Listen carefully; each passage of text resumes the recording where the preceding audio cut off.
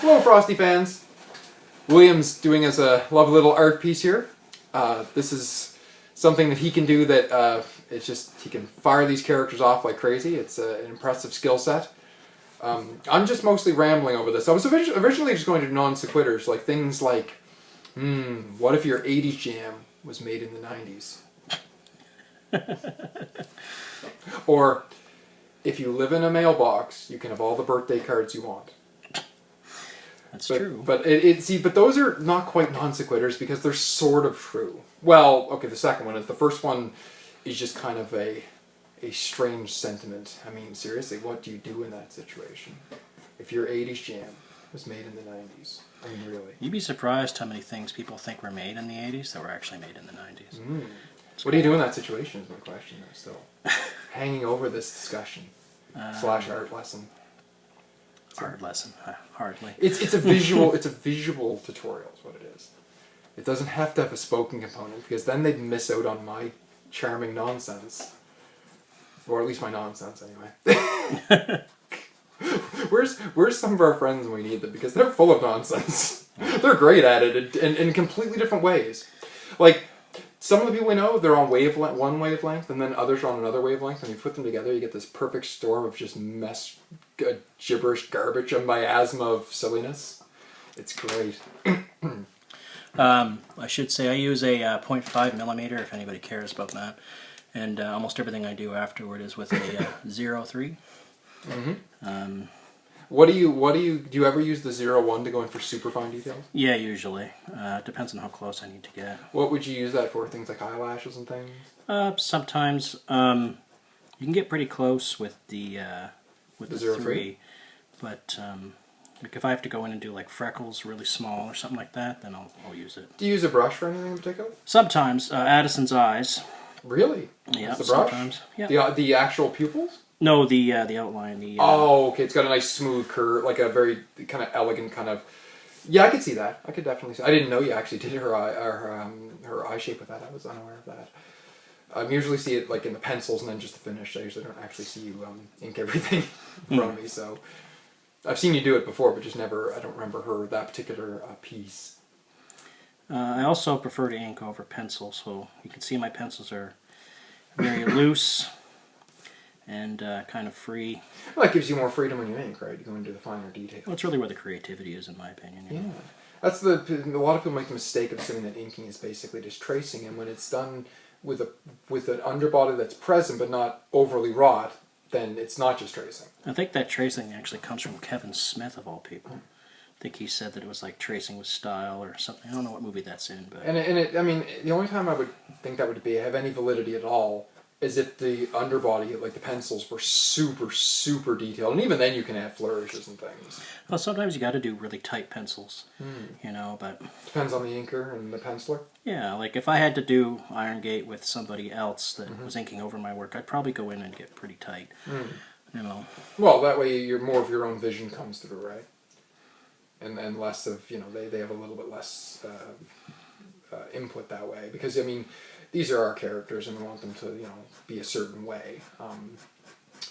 That's completely understandable. That's coming over really nice. This is with the 0.3, is it? Okay. What percentage do you think of the work do you do the 0.3 with? Oh, probably. If you had to estimate. That ear's a bit too high. Probably 90% of it. Yeah, most of it. Okay.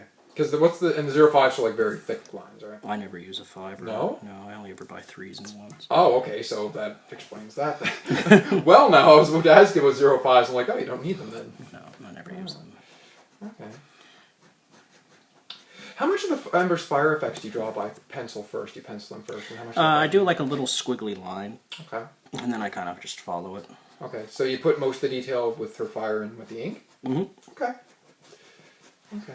And that's is that the same? Was that the same for some Bright's Demons transformations and things like that as well? It depends on the level of gore, but yeah, typically I just draw like little tendrils of where I want stuff to go and just indications of where it all goes. Yeah, like a general idea.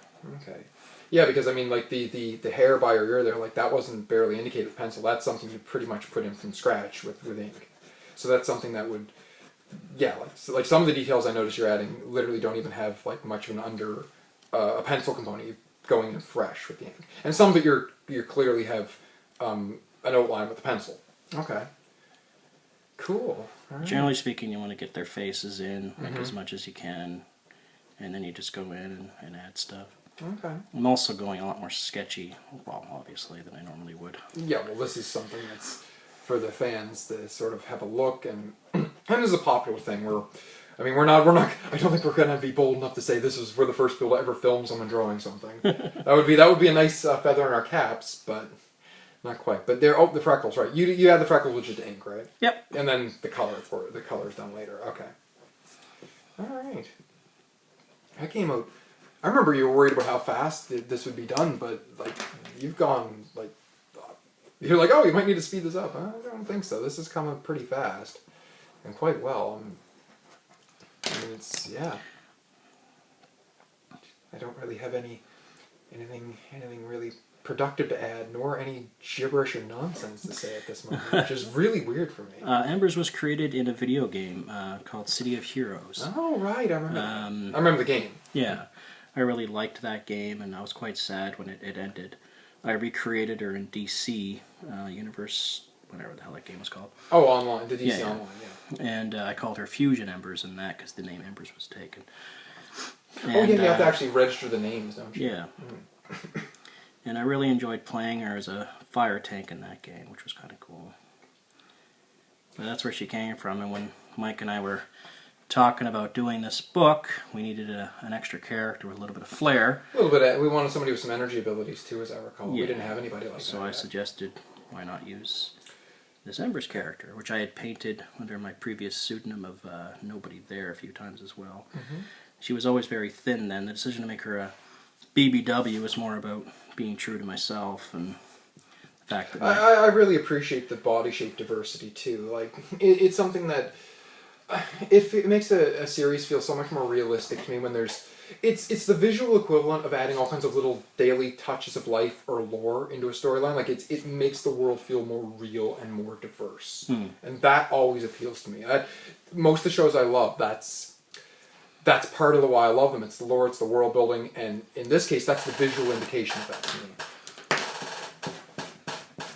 Oh my lord, is that done already? Wow, we did not need to worry about speeding that up. No. No, we're only at 7 minutes. She's a little off model. Oh, barely. Not dun dun dun. There you go. All right. Perfect. Peace out, y'all. Take care.